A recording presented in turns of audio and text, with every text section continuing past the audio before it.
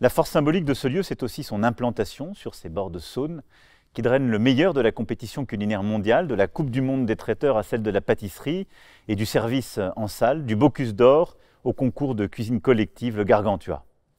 Le CIRA, qui s'achève en ce moment à 2 pas d'ici et dont votre réunion est le point d'orgue, a montré encore une fois la vitalité de Lyon et son rôle de vivier de la gastronomie française.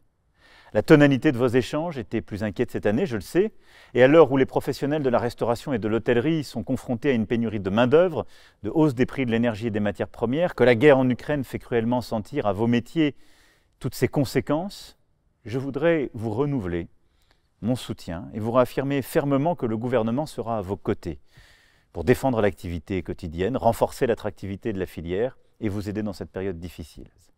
C'est aussi au-delà de ces événements et de ces rendez-vous un enjeu du siècle, nous nourrir avec moins d'inégalités et plus de durabilité. En 2022, nous avons consacré une enveloppe de 5 millions d'euros au soutien des métiers de la gastronomie.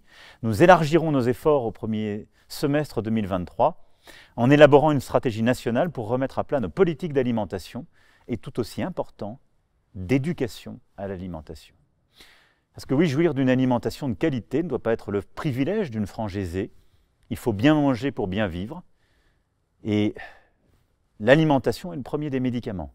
Et donc le bien manger, c'est aussi une prévention en matière de santé et c'est bon pour la nation tout entière.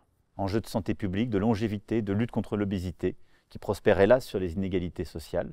C'est aussi un enjeu écologique, je sais que plusieurs d'entre vous y sont profondément engagés. L'alimentation est un secteur déterminant pour atteindre la neutralité carbone. 24% des émissions de gaz à effet de serre des Français viennent de leur système alimentaire. Et donc, suivant les produits que nous choisissons de consommer, nous jouons un rôle dans les atteintes à la biodiversité, la déforestation, les dérèglements climatiques ou pas.